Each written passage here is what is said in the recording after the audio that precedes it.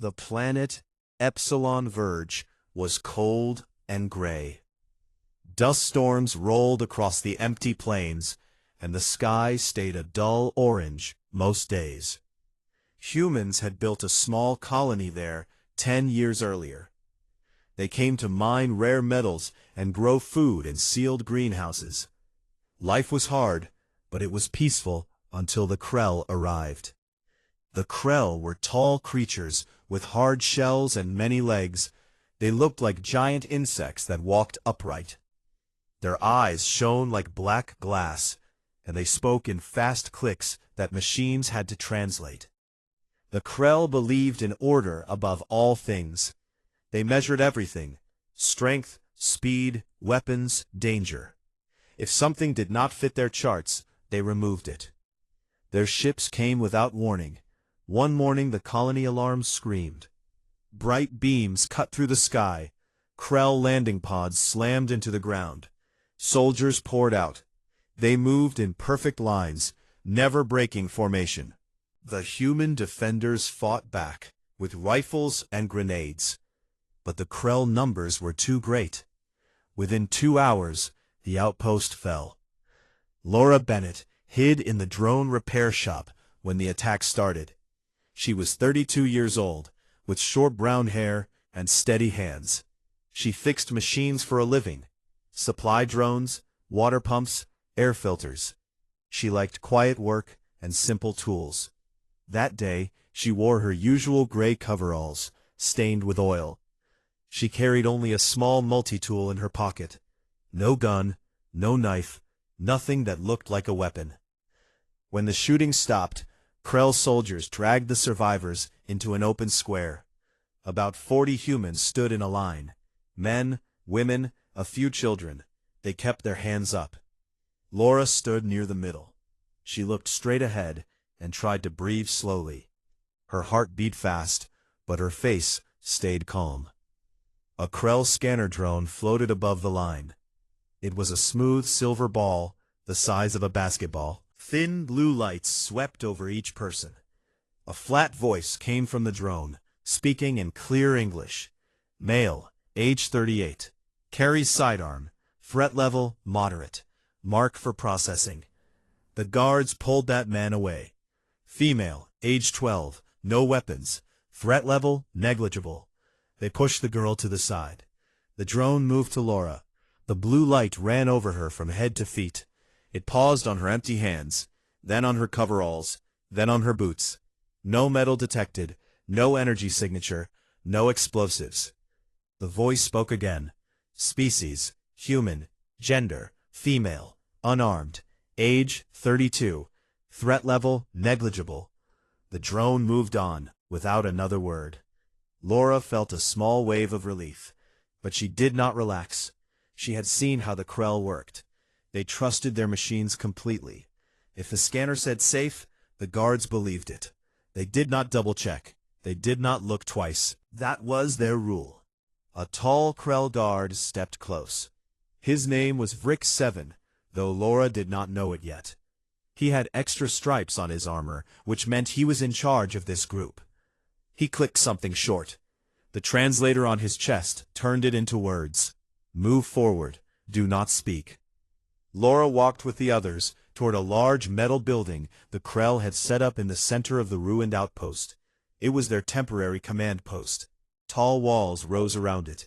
Auto turrets sat on top, barrels turning slowly. Power cables snaked across the dirt like thick black snakes. Inside, the line split. Some prisoners went left to a holding area. Others went right for questioning. Laura was sent left. She passed a row of Krell soldiers standing perfectly still. Their rifles pointed down, but their eyes followed every move. One soldier hissed when she walked too slow. She sped up without looking back. The holding area was a big room with bare metal walls. No chairs, no lights except harsh white strips on the ceiling. The floor was cold. About 20 humans sat or stood in small groups. Guards watched from a high platform. No one spoke above a whisper. Laura found a spot near the wall. She sat with her back against the metal and pulled her knees up. She watched everything. She noticed the small access panel low on the wall behind a stack of supply crates. She saw how the guards walked the same path every 5 minutes. She counted their steps. She listened to their clicks. She tried to guess what the sounds meant. A man sat down next to her. His name was Daniel Hayes. He was older, maybe 45. He had short gray hair and strong arms from years of heavy work. He used to be a Marine, but now he repaired engines. He kept his voice low. "They took my friend already," he said. "Said he was high value. I don't know what that means." Or he fought back hard. Daniel looked at her. "You don't look scared." "I am scared," she said quietly. "But fear doesn't fix machines. Thinking does." He gave a small smile. "Fair enough. Name's Daniel. Laura." They did not say more. Talking too much drew attention. A young woman joined them. Her name was Karen Brooks. She was a medic, 28 years old, with tired eyes and steady hands. She had blood on her sleeve from helping the wounded earlier. "They scanned me as negligible too," Karen whispered, "like I'm nothing." Laura looked at the scanner drone that hovered near the ceiling. It swept the room again and again. "They trust that thing too much," Laura said. "If it says you're safe, they stop looking. That's a mistake." Daniel raised an eyebrow. "You got an idea?" "Not yet," Laura answered, "but I'm watching." She reached into her pocket and felt the multi-tool. It was small. Pliers, screwdriver, wire cutter, all in one. She had used it 1,000 times to fix broken drones. Now, it felt heavier than usual. Outside, the wind howled against the walls. Inside, the prisoners waited. The Krell prepared to sort them. High-value targets first, then the rest. The scanner would decide who lived a little longer and who did not. Laura kept her eyes on that access panel. It was small, barely big enough for a person to crawl through. But it was there, and the guards never looked at it. The scanner never swept it.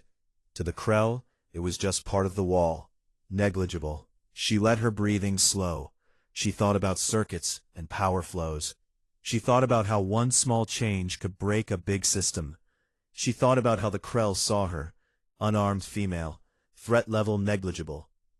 They were wrong. The holding room smelled of metal and sweat. The air felt thick and warm from too many bodies in a small space. Laura sat against the wall with her knees pulled close.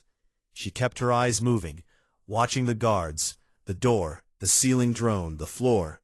She did not stare too long at any one thing. That would make the guards notice. Daniel Hayes sat on her left. He rubbed his hands together slowly, like he was trying to warm them. Karen Brooks sat on her right. She hugged her arms tight across her chest. Her sleeve still had dried blood on it from the morning's wounded. A guard walked past the group every few minutes. His boots made heavy thuds on the metal floor. He carried a long rifle with a glowing blue tip. His shell clicked softly when he moved. The translator on his chest stayed quiet, unless he spoke. Laura spoke in a whisper so low, only Daniel and Karen could hear. They marched the same way every time.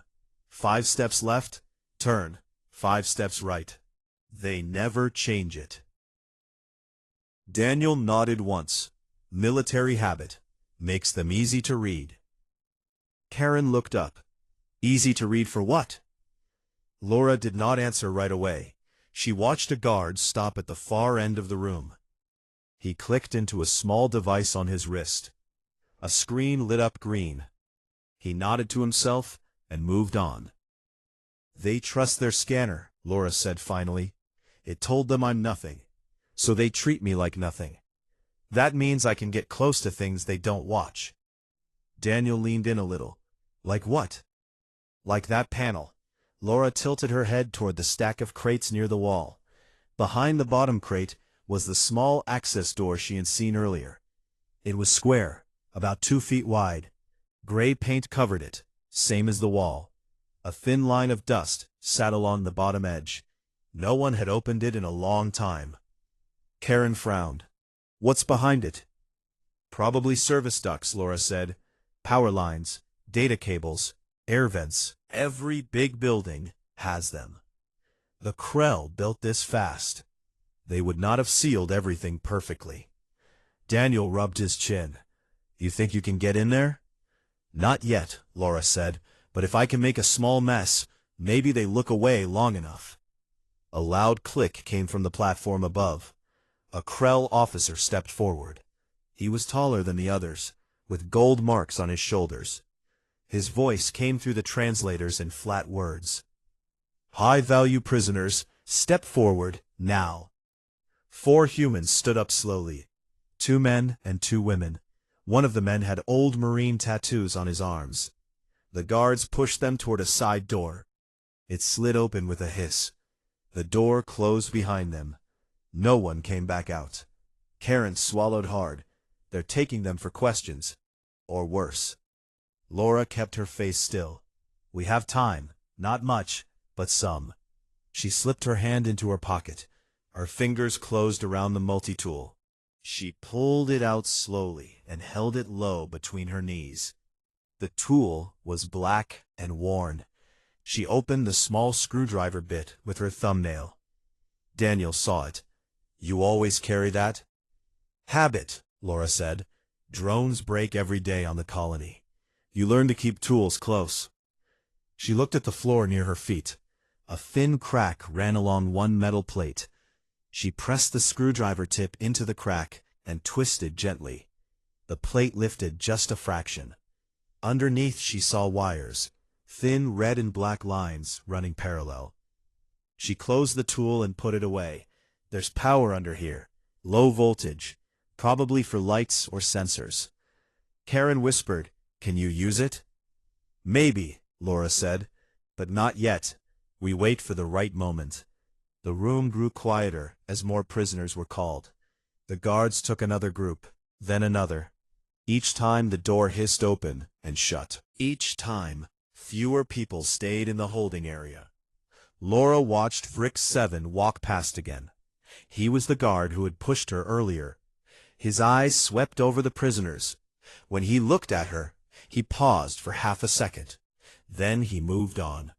The scanner had said, negligible. That was enough for him. Laura waited until his back was turned. She leaned toward Daniel.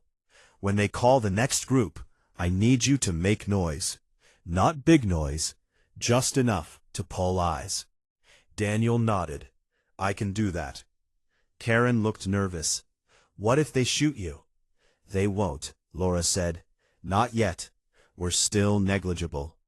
Minutes passed. The officer called another name. A woman stood up. As she walked forward, Daniel coughed hard. Then he coughed again, louder. He bent over like he was choking. A guard turned quickly. Frick 7 stepped closer. What is wrong? The translator asked. Daniel waved a hand. Dust, in my throat.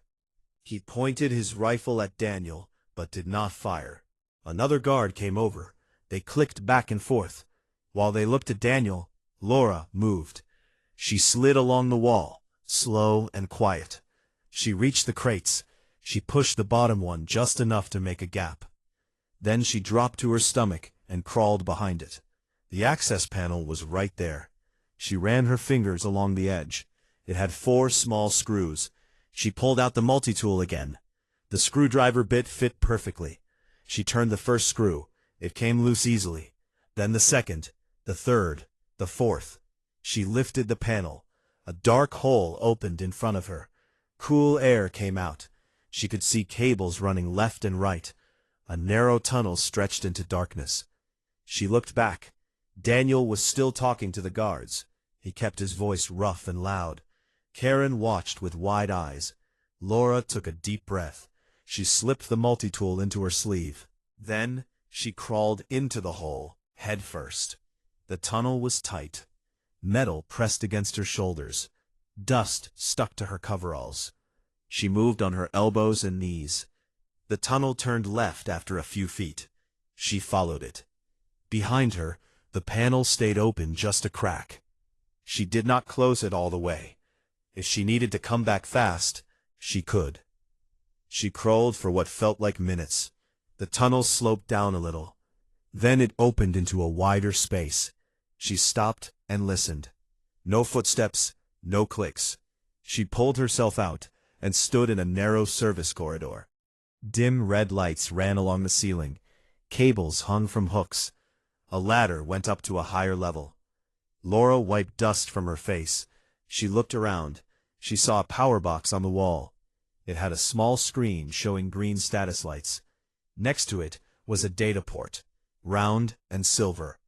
She smiled for the first time since the attack.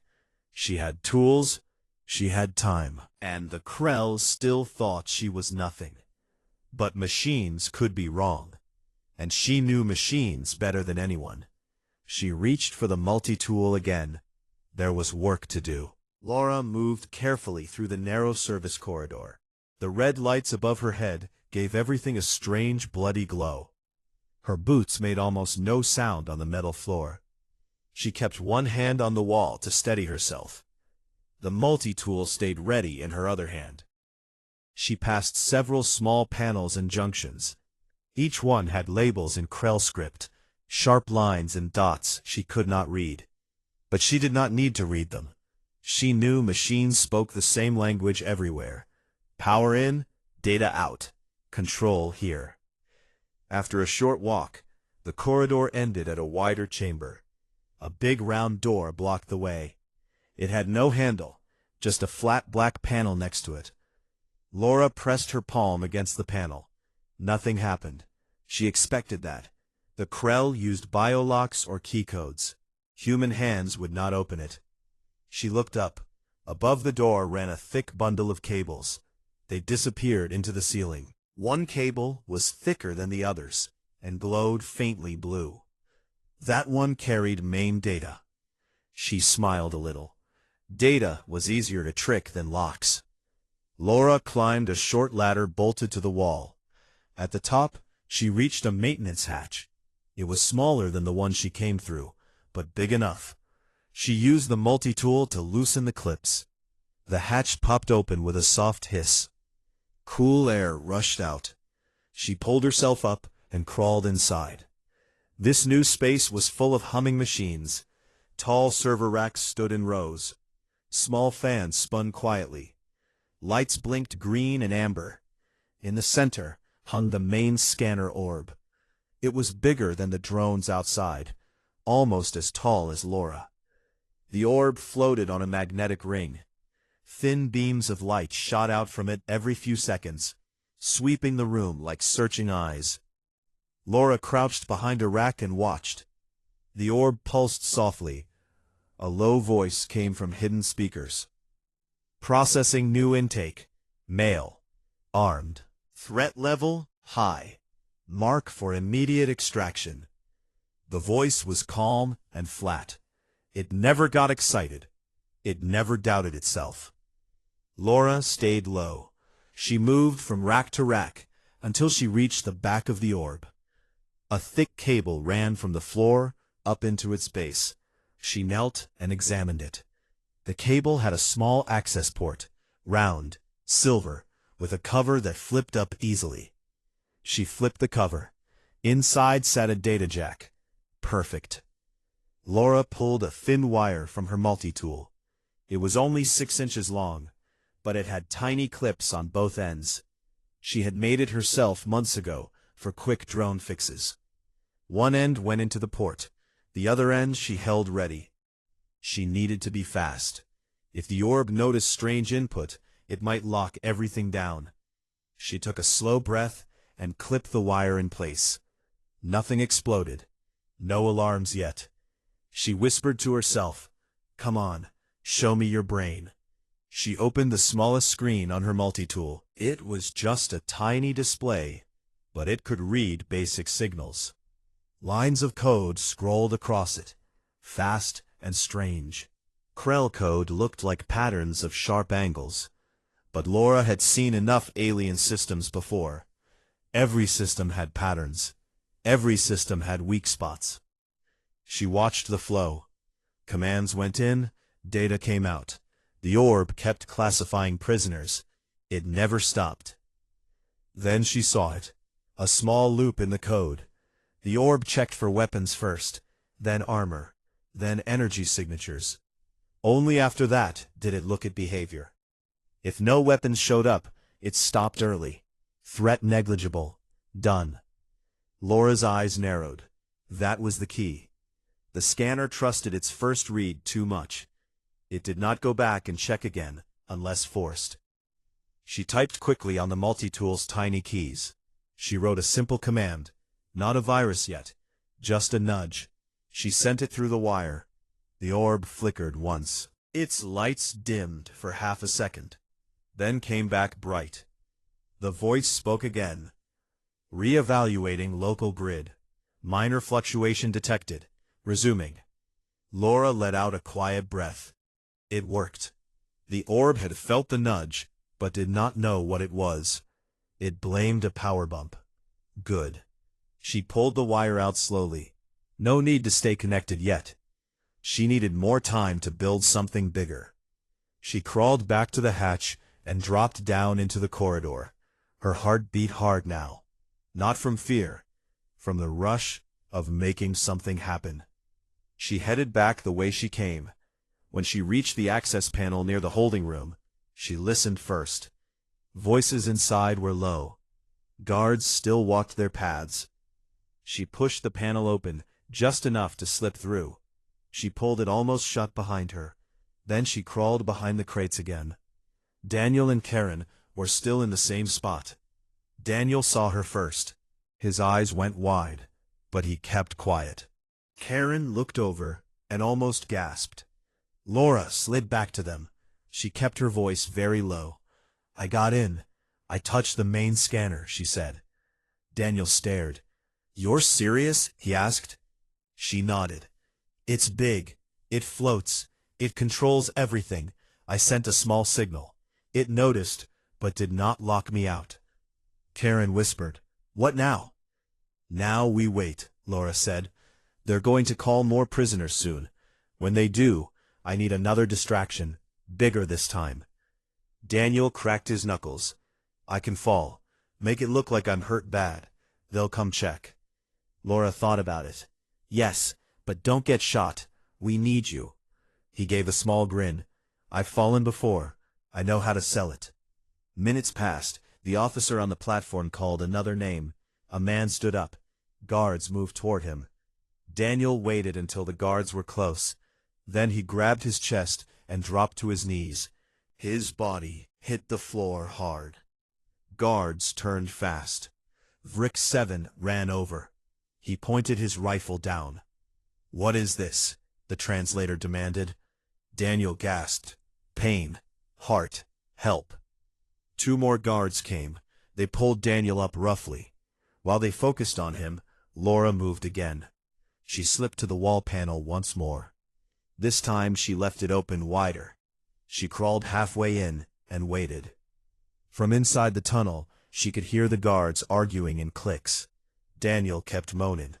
Karen spoke up. He needs a medic, please. The distraction held. Laura pulled out her multi-tool again. She found another low-voltage line near the floor. She stripped a small section of wire with the cutters. Then she touched the bare ends together for half a second. A spark jumped. The lights in the holding room flickered. Alarms beeped softly. Not loud, just annoying. The guards looked up. One clicked into his wrist device. Grid fault. Checking. They turned away from Daniel. He sat up slowly, breathing hard, but okay. Laura used the moment. She crawled deeper into the tunnel. This time, she went farther. She followed a new branch that sloped upward. After a minute, she came to another hatch. She opened it quietly. She looked out into a storage room. Crates stood everywhere. Tools lay on benches, and on the far wall sat a terminal. A Krell control screen. Laura stepped out. She closed the hatch behind her. Then she walked straight to the terminal. Her hands moved fast. She plugged her multi-tool wire into the side port. The screen lit up. Lines of code appeared. She started typing. First, she copied small pieces of the scanner's log. Then she added her own lines. Simple ones. Things like, observe subject longer, check hands, check eyes, check improvised actions. She sent the changes. The orb far away would feel it soon, not as an attack, as an update. A small improvement to its rules. Laura leaned back. She wiped sweat from her forehead. The scanner would start looking deeper now. At everyone. Even the ones it called negligible. And when it looked at her again, it would see something different. Not just an unarmed female. Something more. Something dangerous. She slipped back into the tunnel. The spark she made earlier still had the guards busy. She had started the change. Now, she just needed to wait for it to grow. Laura crouched in the dim storage room. The terminal screen glowed soft blue in front of her. Her fingers moved fast across the small keys of her multi-tool. She typed line after line of simple code. Nothing fancy. Just enough to make the scanner question itself. She added new rules one by one. Watch how prisoners move when guards look away. Notice when they whisper. Check if they touch walls or floors more than once. Look for small tools in pockets or sleeves. Measure how long someone stares at a panel or cable. The scanner had never cared about those things before. Now it would. She finished the last line. She pressed send. The screen blinked once. A small message appeared in Krell script. She did not need to read it. She knew what it meant. Update accepted. Laura unplugged the wire. She slipped back through the hatch and into the service tunnel. Her coveralls were covered in dust now. Sweat stuck her hair to her neck. But she felt calm. The hard part was done. She crawled toward the holding area. When she reached the open panel, she listened. Inside, the guards were still busy. Daniel's fake heart attack had pulled most of them to one side. Karen knelt next to him, pretending to check his pulse. The officer on the platform clicked orders into his wrist device. Laura slid out quietly. She pushed the crates back into place. Then she sat down next to Karen, like nothing had happened. Daniel opened one eye. He whispered, "You okay?" Laura nodded. "It started." Karen looked at her. "What started?" "The scanner is changing," Laura said. "It will look at us different now." They waited. Time passed slow. The guards took another small group away. The room grew emptier. Only about 15 humans left. Then the scanner orb's voice came through speakers in the ceiling. It sounded the same at first. Re-evaluation in progress. Scanning all current subjects. The blue light swept the room again. Slower this time. It lingered on each person longer. It started with a man near the door. Male, age 41, no visible weapon. Observed behavior, watched guard patterns for 12 minutes. Improvised tool detected in sleeve. Reclassification, adaptive combatant. Threat level, moderate. The man blinked in surprise.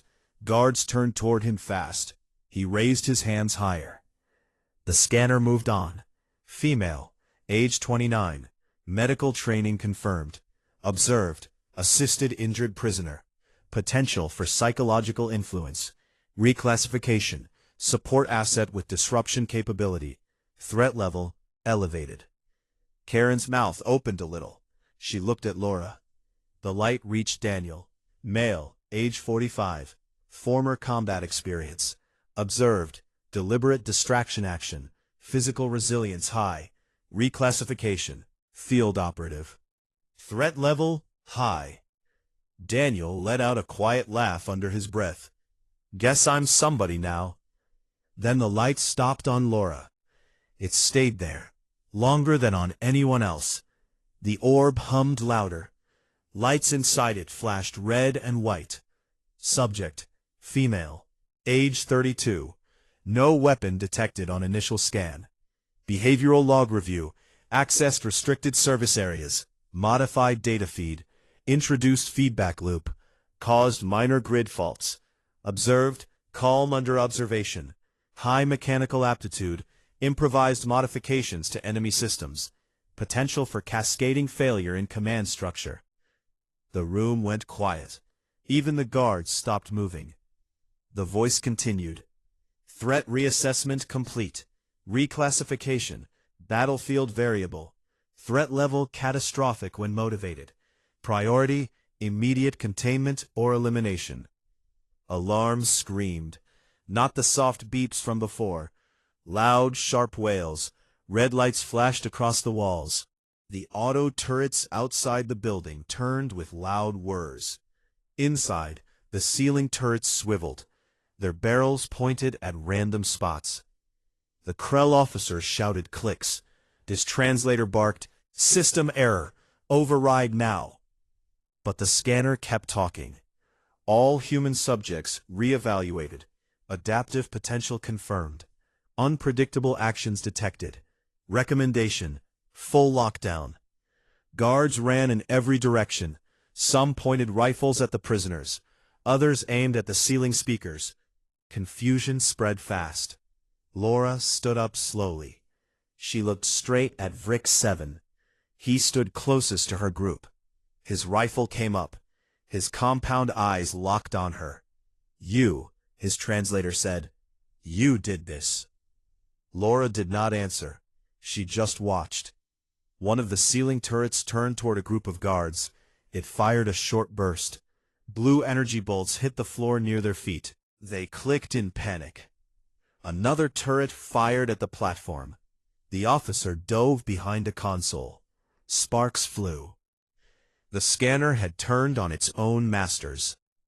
Laura spoke low to Daniel and Karen. "Now, move." Daniel grabbed a metal stool from the corner. He swung it hard at the nearest guard.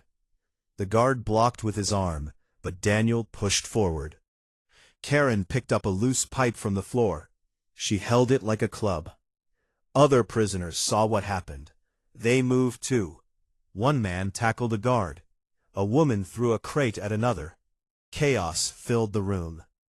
Laura stayed calm. She walked toward the side door, the one that led to the command core. Guards were too busy to stop her. She slipped through. The hallway outside was empty.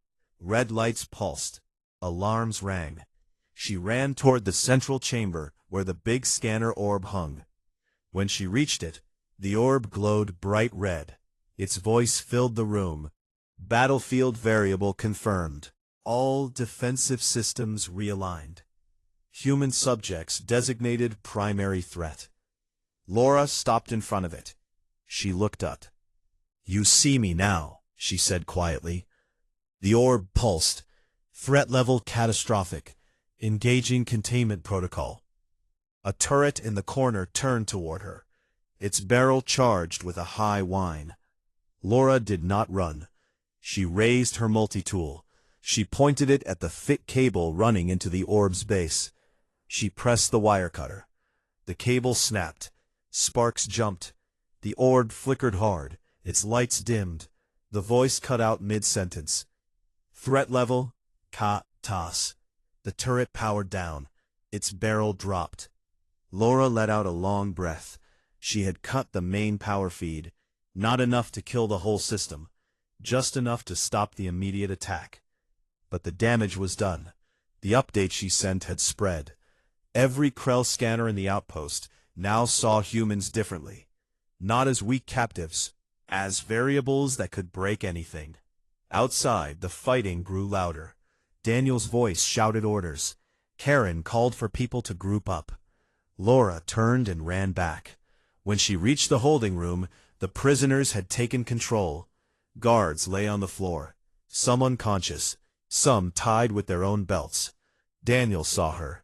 He held a Krell stun baton now. "We got most of them." The turrets stopped firing. Laura nodded. "The scanner is confused. It will stay that way for a while." Karen came over. She had a cut on her cheek, but looked steady. "What now?" she asked. "We take their shuttles," Laura said. "The landing field is close. We fly out before they fix their systems." Daniel grinned. "Lead the way." They moved as a group. Laura went first. She knew the paths from the tunnels. They passed fallen guards. They stepped over sparking panels. When they reached the main exit, Vrick 7 waited. He stood alone. His shell was cracked in one place from earlier fighting. He clicked something.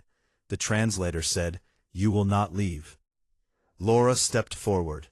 She looked him in the eyes. "Your machine says I'm a battlefield variable," she said. "It's right." Vrick 7 hesitated.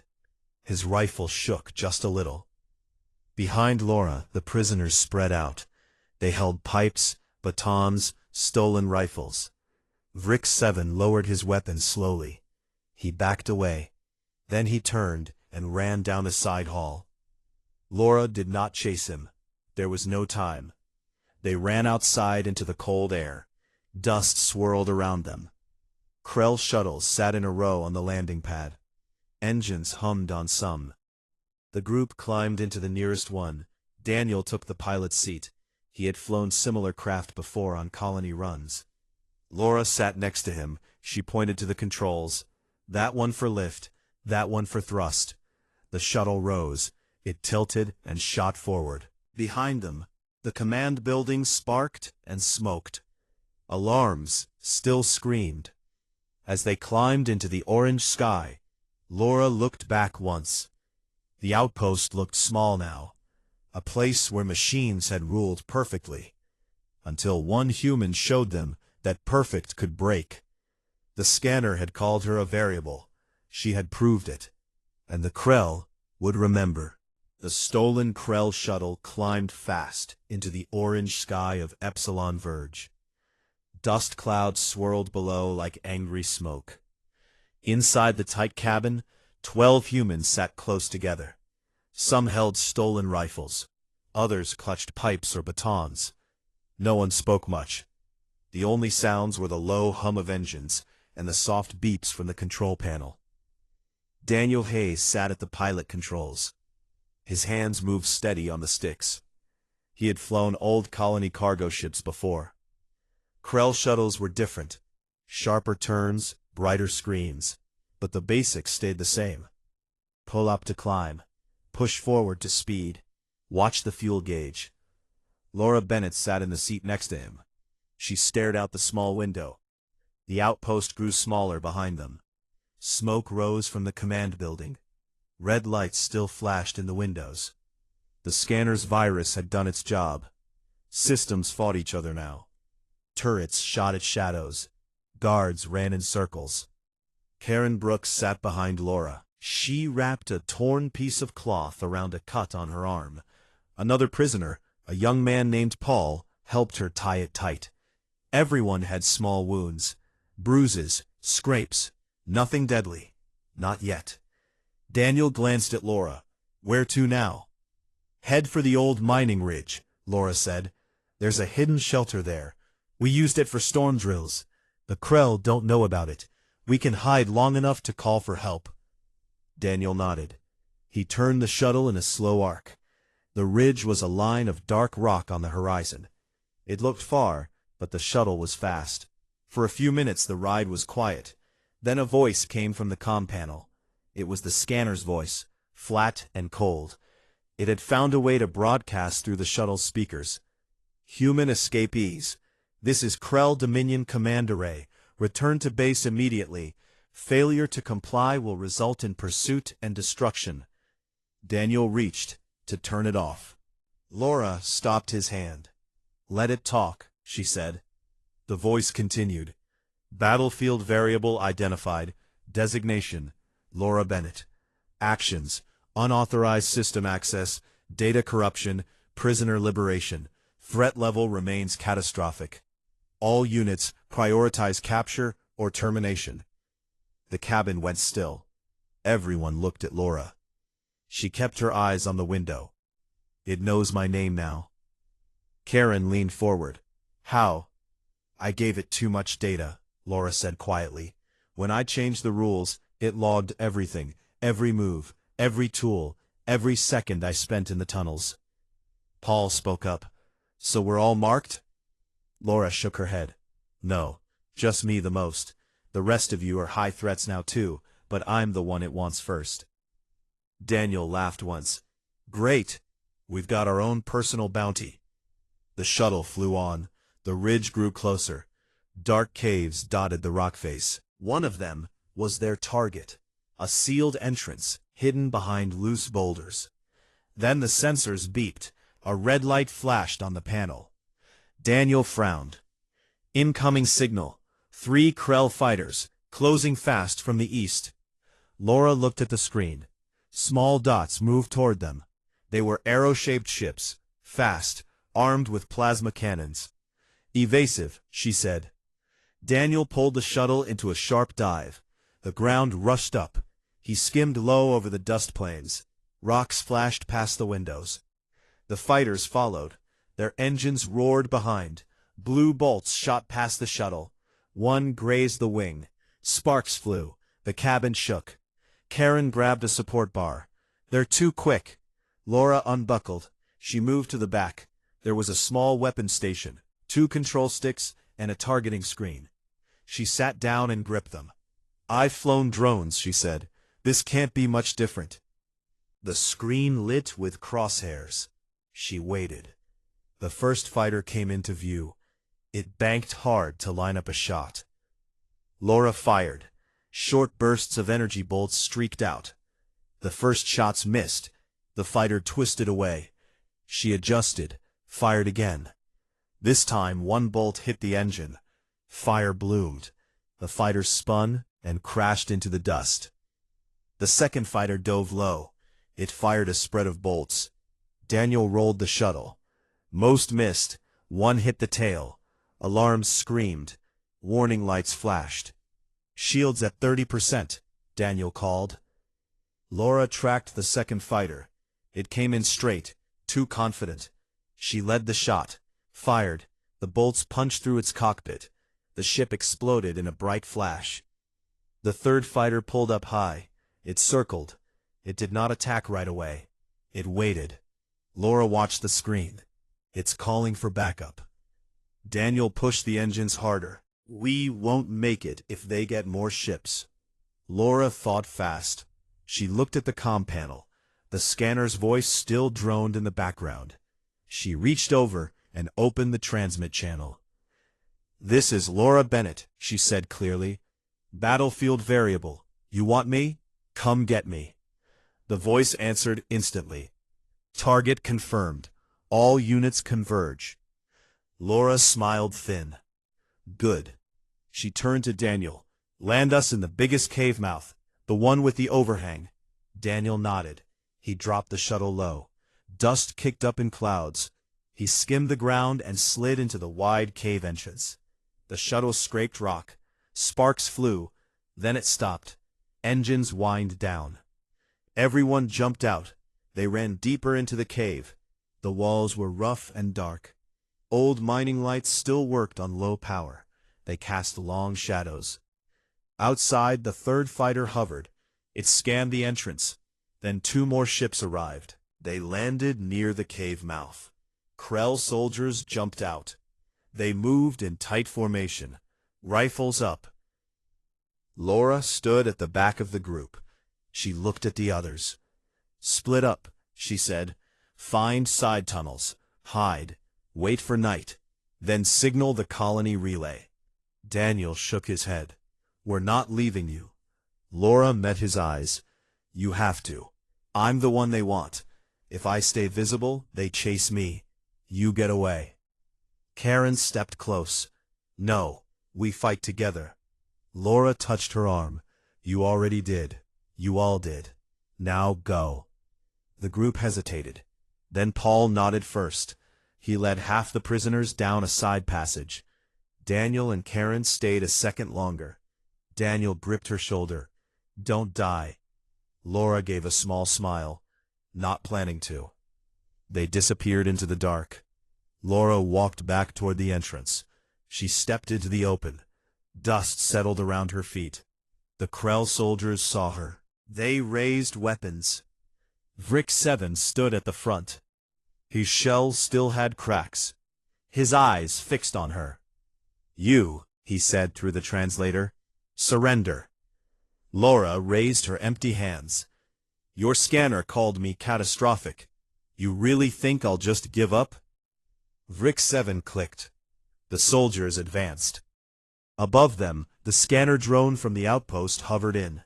It had followed the signal. Its blue light swept over Laura. Target acquired, it said. Battlefield variable, engaging. The soldiers aimed. But Laura had one last trick. In her sleeve she still carried the multi-tool. She had wired a small power cell from the shuttle into it during the flight. A tiny transmitter, nothing big, just enough range. She pressed the button.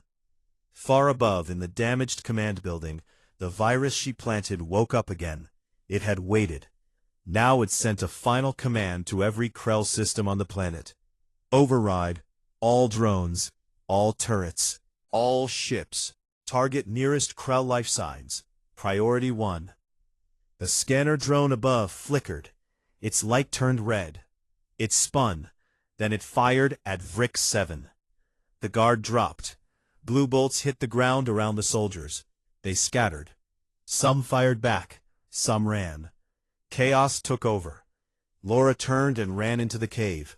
She found a narrow crack in the rock. She slipped inside. Darkness closed around her. Outside, shots echoed. Ships lifted off in panic. The virus spread. Friend or foe no longer mattered. The machine saw threats everywhere. Hours later, night fell. The orange sky turned black. Stars came out. Laura crawled out of the crack. She met the others at the hidden shelter. They had made it. All of them. Daniel handed her a water pack. You crazy woman. Laura drank, then she looked up at the sky.